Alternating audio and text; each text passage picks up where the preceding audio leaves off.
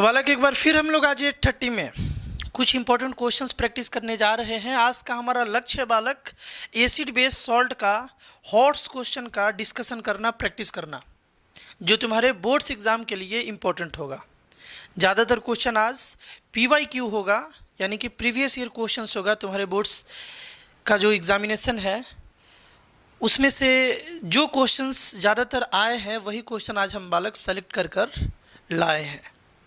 जब ये video premiere हो रहा होगा उस समय हम लाइव चैट में हमेशा की तरह होंगे और देखेंगे कि कितने बच्चे सही आंसर दे रहे हैं। तुम भी खुद अपना सेल्फ एनालिसिस करना कि जितना भी आज हम क्वेश्चंस कराने वाले हैं, टोटल 15 क्वेश्चन कराने वाले हैं, तो वो 15 क्वेश्चन में है ना, वो 15 क्वेश्चन में तुम्हारा कितना सही हुआ है ना। चलो यार देखते हैं। सबसे पहला क्वेश्चन, फर्स्ट क्वेश्चन है कि which one of the following can be used as an acid base indicator by a visually impaired. Visually impaired का मतलब होता है बालक ब्लाइंड, है ना, ब्लाइंड स्टूडेंट। तो ऐसा बच्चा जो ब्लाइंड हो वो एसिड बेस इंडिकेटर के रूप में क्या यूज कर सकता है, ये चार ऑप्शन में से, है ना। तो लिटमस तो यार यूज तुम बताओ, पहले आंसर तुम बताओ, उसके बाद हम इसका सॉल्यूशन बताते हैं। जल्दी से तुम इसका आंसर कमेंट करोगे, है ना यार। जो लोग बालक इसका ऑप्शन नंबर ए टिक कर रहे हैं वो गलत है। ऑप्शन नंबर बी टिक करने वाले भी गलत है। ऑप्शन नंबर जो लोग सी टिक कर रहे हैं बालक वो लोग बिल्कुल सही हैं, क्योंकि वो बच्चा जो है वो देख नहीं सकता है। तो बालक वो ओल्फैक्टरी इंडिकेटर यूज कर सकता है। ओल्फैक्टरी मतलब रिलेटेड टू स्मेल, है ना। तो वैनिला एसेंस जो है ये स्मेल से रिलेटेड है और इसका यूज किया जा सकता है ब्लाइंड स्टूडेंट को द्वारा। जो लोग ऑप्शन नंबर सी यहाँ पर टिक कर रहे थे वो लोग सही थे। और एक और है olfactory indicator, that is onion, है ना। अनियन का भी यूज वो कर सकता है, वेनिला का भी यूज वो कर सकता है। अब जा करके एक बार रिवाइज कर लोगे ये दोनों के बारे में कि ये दोनों एसिड बेस से कैसे अपना स्मेल लूज करता है या स्मेल कैसे रखता है, ये सब बात थोड़ा सा रिवाइज कर लोगे, इंपॉर्टेंट है ना। Next, sodium carbonate is a basic salt because it is a salt of. ये एक बेसिक सॉल्ट है ना, क्योंकि ये सॉल्ट किसका है। बहुत ही ईजी क्वेश्चन है, जल्दी से बता दो, बहुत ही इजी क्वेश्चन है। जो लोग इसका ऑप्शन नंबर डी टिक कर रहे हैं या करने का सोच रहे हैं वो बिल्कुल सही है ना। Weak acid and strong base, क्योंकि बेसिक सॉल्ट है। अगर एसिडिक सॉल्ट होता तो स्ट्रॉन्ग एसिड और वीक बेस से जब हम लोग रिएक्शन कराते हैं तो एसिडिक सॉल्ट मिलता। यहाँ पर बेसिक सॉल्ट है ना। तो वीक एसिड होना चाहिए और स्ट्रॉन्ग बेस होना चाहिए, तब जाकर के बनेगा बालक क्या, बेसिक सॉल्ट। लेकिन इंपॉर्टेंट यहाँ पर एक और बात है। एक बार क्वेश्चन आया हुआ था कि सोडियम कार्बोनेट पहली बात तो क्या है और है तो वो किस नेचर का है। तो यार सोडियम कार्बोनेट एक सॉल्ट है। वैसे भी metal plus carbonate, metal plus sulphate, ये सब सॉल्ट फैमिली का ही है ना। लेकिन सोडियम कार्बोनेट जो है बालक ये बेसिक सॉल्ट है। ये बात भी तुमको ध्यान रखना है कि सोडियम कार्बोनेट क्या है बालक, बेसिक सॉल्ट। और इसका आंसर है कि वीक एसिड और स्ट्रॉन्ग बेस जब हम लोग रिएक्ट करा रहे होंगे तब जा करके बेसिक सॉल्ट यहाँ पर बन रहा होगा। नेक्स्ट क्वेश्चन, कैल्शियम फॉस्फेट है ना is present in tooth enamel. ये भी इंपॉर्टेंट बात है। इट्स नेचर इज, इसका नेचर कैसा होता है। सबसे पहले बताओ तुम आंसर इसका बताओ। कैल्शियम फॉस्फेट जो हमारे टूथ इनेमल में प्रेजेंट रहता है इसका नेचर कैसा होता है। बेसिक होता है, एसिडिक होता है, न्यूट्रल होता है, एम्फोट्रिक होता है। जो लोग इसका ऑप्शन नंबर ए टिक कर रहे हैं बालक वो लोग बिल्कुल सही है। वो बेसिक नेचर का होता है ना, वो बेसिक नेचर का होता है। और इसका फॉर्मूला भी तुम्हें याद होना चाहिए। देखो कैल्शियम और फॉस्फेट का होता है बालक PO4, इसका वैलेंसी 3 होता है और इसका हम लोग 2 लेते हैं। क्रॉस कर लेंगे इस तरीके से बालक तो CA3 PO4 पर बालक 2 आ जाएगा। ये होता है कैल्शियम फॉस्फेट का फॉर्मूला, ये ध्यान रखना है। और ये भी ध्यान रखना है कि कैल्शियम फॉस्फेट से बना होता है, वो प्रेजेंट होता है हमारे टूथ इनेमल में, है ना। कैल्शियम फॉस्फेट बालक प्रेजेंट होता है हमारे टूथ इनेमल में। तो यहाँ से 3 बात तुमको ध्यान रखना है। कैल्शियम फॉस्फेट टूथ इनेमल में प्रेजेंट रहता है, उसका फॉर्मूला ये होता है और वो बेसिक नेचर का होता है। ये तीनों बात तुम्हें बालक ध्यान रखना है ना। डिस्कशन अगर ध्यान से सुनोगे तो तुम्हारा सब्जेक्टिव आंसर भी तैयार हो रहा होता है। 3 पॉइंट तो मिल गया यहीं पर, यहाँ पिछले क्वेश्चंस में, समझ गए ना। तो डिस्कशन को ध्यान से सुनना है, पहले ट्राई करना है और उसके बाद डिस्कशन को बिल्कुल ध्यान से सुनना है और कोशिश करना है कि अभी के अभी उसे याद कर लिया जाए। देखो इसका भी डिस्कशन इंपॉर्टेंट है। Which of the following is use for dissolution of gold. Gold को बालक डिसोल्यूशन ऑफ गोल्ड है यहाँ पर, गोल्ड को घुलाने में इसमें से कौन हेल्प कर सकता है, मतलब गोल्ड को कौन घुला सकता है, अपने अंदर डिसॉल्व कौन कर सकता है ना। तो ये चार ऑप्शन है, हाइड्रोक्लोरिक एसिड है, सल्फ्यूरिक एसिड है, नाइट्रिक एसिड है और एक्वा रेगिया है। तो बालक जो लोग इसका ऑप्शन नंबर सी टिक कर रहे हैं वो लोग बिल्कुल सही नहीं है। तो फिर आंसर क्या है? आंसर है बालक यहाँ पर एक्वा रेगिया। एक्वा रेगिया यहाँ पर आंसर है बालक। ये ज़्यादातर नोबल मेटल को, gold is a noble metal है ना, ज़्यादातर नोबल मेटल को ये डिसॉल्व करने का पावर रखता है। तो बालक एक्वा रेगिया से इम्पोर्टेंट डिस्कशन ये है कि बालक इसे रॉयल वाटर के नाम से जानते हैं, रॉयल वाटर भी इसे बोला जाता है, रॉयल वाटर है ना, रॉयल वाटर इसे बोला जा सकता है क्योंकि ये रॉयल चीज़ों को घुला लेता है, गोल्ड महंगे महंगे चीज़ों को ये घुला लेता है, इसे रॉयल वाटर भी बोलते हैं है ना। और ये मिक्सचर होता है, इंपॉर्टेंट बात क्या है बालक, ये मिक्सचर होता है। किस चीज़ का मिक्सचर होगा भैया?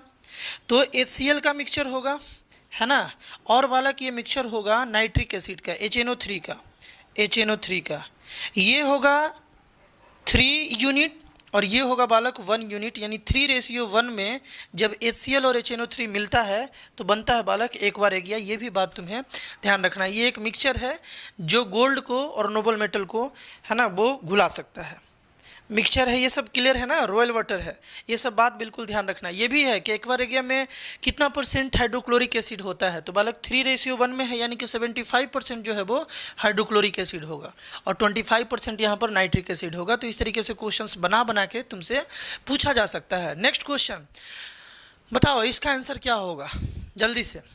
ये भी PYQ बोर्ड है बालक। Which of the following are present in a dilute aqueous solution of hydrochloric acid, है ना, मतलब HCl में जब हम लोग वाटर मिलाएंगे तो क्या बनेगा, या तुम बोल सकते हो कि जब एसिड में मतलब HCl में जब हम लोग पानी मिलाएंगे तो उसमें क्या प्रेजेंट, थोड़ी देर बाद उसमें हम लोगों को क्या मिलेगा, ये तुम इस क्वेश्चन से समझ सकते हो। तो जो लोग इसका ऑप्शन नंबर ए टिक कर रहे हैं वो लोग बालक बिल्कुल सही है। H3O+ को हम लोग हाइड्रोनियम आयन के नाम से जानते हैं, ये प्रोड्यूस होता है जब HCl को पानी में डालते हो और Cl लाइब्रेट होता है ना। तो एनोड के पास बालक Cl2 गैस वहाँ पर लाइब्रेट होगा अगर उसे इलेक्ट्रोलाइटिक सेल में अगर उसे ऑब्जर्व करेंगे हम लोग तो। नेक्स्ट क्वेश्चन हाँ देखो ये बड़ा इंपॉर्टेंट क्वेश्चन है, ध्यान से देखोगे यहाँ से बच्चे कंफ्यूज भी हो सकते हैं और बालक ये भी PYQ है, ध्यान से सुनोगे इसका डिस्कशन ध्यान से सुनोगे। NaHCO3 formed by reaction of, ये चार ऑप्शन में से कौन सा ऑप्शन सही होगा पहले तुम एक बार कॉमेंट करके बता दो, उसके बाद फिर हम बताते हैं। NaHCO3 formed by reaction of NaOH plus H2CO3, NaCl plus H2CO3, Na2CO3 plus HCl, NaOH plus Na2CO3। जो लोग इसका बालक ऑप्शन नंबर बी और सी देने का सोच रहे हैं थोड़ा बहुत भी है ना, थोड़ा बहुत भी, वो बिल्कुल मूर्ख है और बिल्कुल यार गलत है उनका, है ना। क्यों गलत है? क्योंकि देखो यार NaHCO3 प्रोड्यूस कराना है और यहाँ पर Cl आ रहा है, यहाँ भी Cl आ रहा है, ये कभी हो ही नहीं सकता है ना। ये दो ऑप्शन में से कोई ना कोई होगा, है ना। इसका राइट आंसर है बालक ऑप्शन नंबर ए, राइट आंसर है ऑप्शन नंबर ए। लेकिन यहाँ से एक और बात ध्यान रखना है कि NaHCO3 का प्रिपरेशन रिएक्शन अगर तुमसे पूछा जाए, है ना, बेकिंग सोडा है, ये तुम्हें मालूम होगा। NaHCO3 क्या है बालक? Baking soda. और इसका अगर तुमसे प्रिपरेशन रिएक्शन पूछा जाए तो बिल्कुल कभी भी ये वाला बात मत लिखना। ऐसे भी बनाया जा सकता है बट आसान हम लोगों के लिए होता है जो NCERT में दिया हुआ है। देखो यहाँ पर NaCl, नमक, पानी और CO2 और अमोनिया गैस, है ना, NH3, ये चारों को जब हम लोग कंबाइन करते हैं बालक तब वहाँ से बनता है NaHCO3। इसको हम लोग सोडियम हाइड्रोजन कार्बोनेट के भी नाम से जान सकते हैं, सोडियम बाइकार्बोनेट के नाम से भी इसे बालक हम लोग जान सकते हैं, है ना। तो प्रिपरेशन रिएक्शन अगर तुमसे पूछा जाएगा तो ये याद रखोगे और यही लिखोगे, बात क्लियर है। लेकिन सोडियम हाइड्रोजन कार्बोनेट या सोडियम बाइकार्बोनेट को ऐसे भी प्रोड्यूस किया जा सकता है, NaOH plus H2CO3 से भी प्रोड्यूस किया जा सकता है। कोई दिक्कत है बालक यहाँ तक?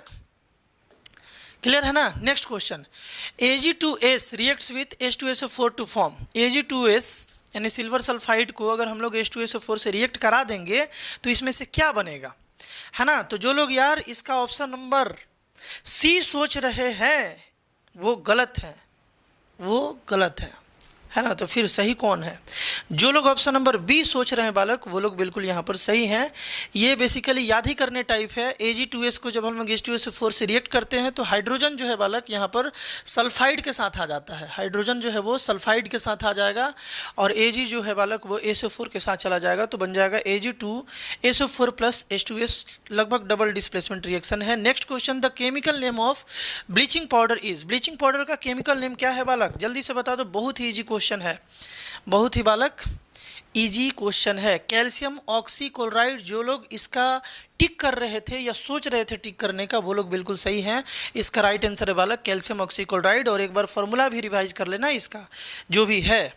कैल्शियम ऑक्सीक्लोराइड कैसे लिखेंगे? CaOCl2, है ना, याद रखोगे। और ये बड़ा मस्त क्वेश्चन है बालक, एक बार बोर्ड में ये पूछा गया था, the ratio of the water molecule in plaster of Paris and gypsum. Water molecule जो प्रेजेंट होता है प्लास्टर ऑफ पेरिस में और जिप्सम में, दोनों का रेशियो क्या होगा, ये तुमसे पूछा गया था। दोनों का रेशियो क्या होगा, है ना। तो यार जो लोग इसका ऑप्शन नंबर सी टिक कर रहे हैं वो गलत नहीं है, वो सही है। कैसे? ध्यान से देखो, प्लास्टर ऑफ पेरिस में वाटर मॉलिक्यूल होता है 1/2, एग्री कर रहे हो बात से, है ना। और जिप्सम में वाटर मॉलिक्यूल होता है बालक 2, है ना। तो दोनों का रेशियो पूछा है, वाटर मॉलिक्यूल का प्रेजेंस ऑफ जो वाटर मॉलिक्यूल है उसका रेशियो पूछा है। तो 1/2:2, 1/2:2 यानी 1/2 डिवाइडेड बाई 2, यानी कि 1/2 इंटू 1/2 यानी कि 1/4। तो रेशियो कितना आ गया बालक?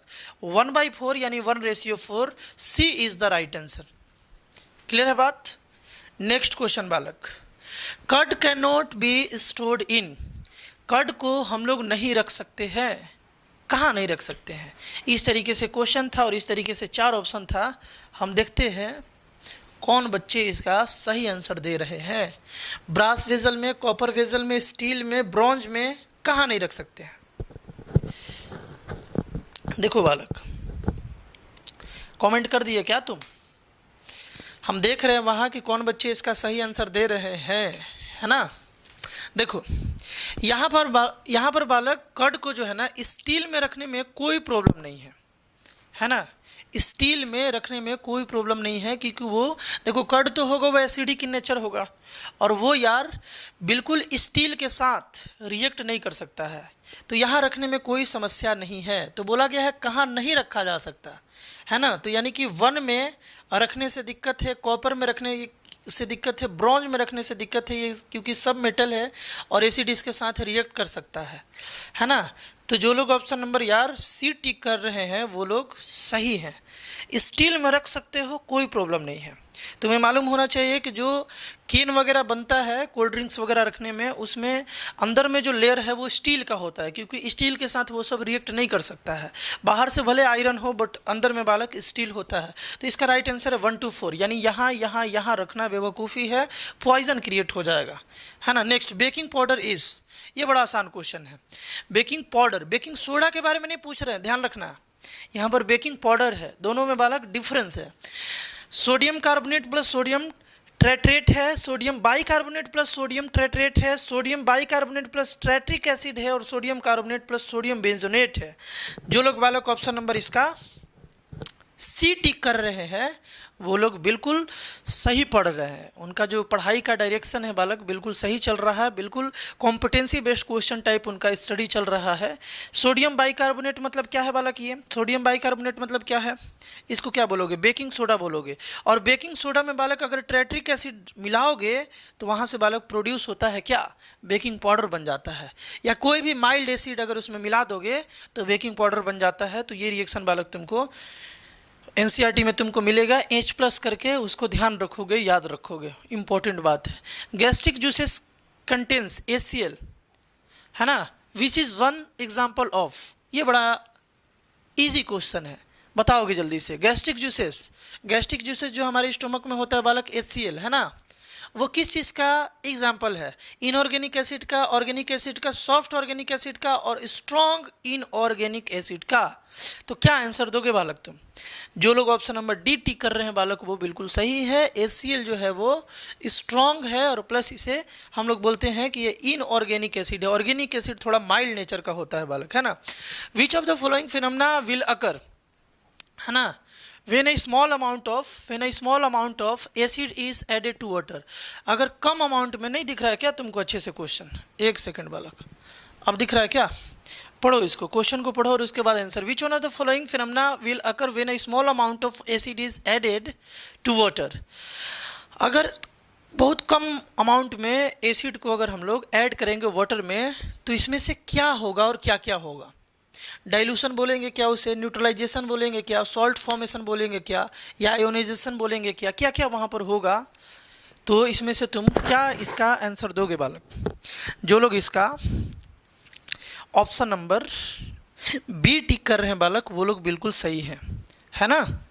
क्योंकि जब हम लोग एसिड को वाटर में मिलाते हैं तो बोला जाता है कि हम लोग एसिड को जो है डाइल्यूट कर रहे हैं।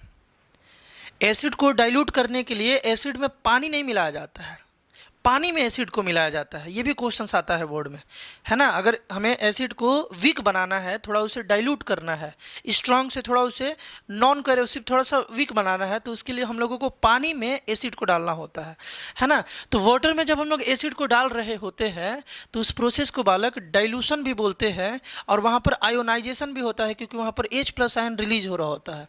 जब भी एसिड को वाटर में डालोगे तो वहाँ से H+ आयन रिलीज होगा, तो आयोनाइजेशन भी हो रहा है और डाइल्यूशन भी हो रहा है, इसलिए 1 और 4 यहाँ पर राइट आंसर है, यानी option number B is the right answer. Important था ये भी।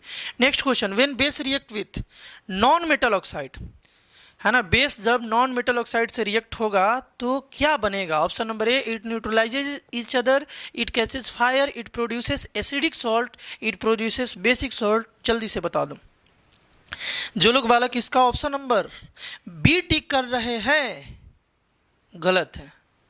सी टिक कर रहे हैं, बिल्कुल सही नहीं है, और डी टिक करने वाले भी गलत हैं, यानी कि ऑप्शन नंबर ए जो लोग बता रहे हैं वो लोग बालक सही है। क्यों सही है?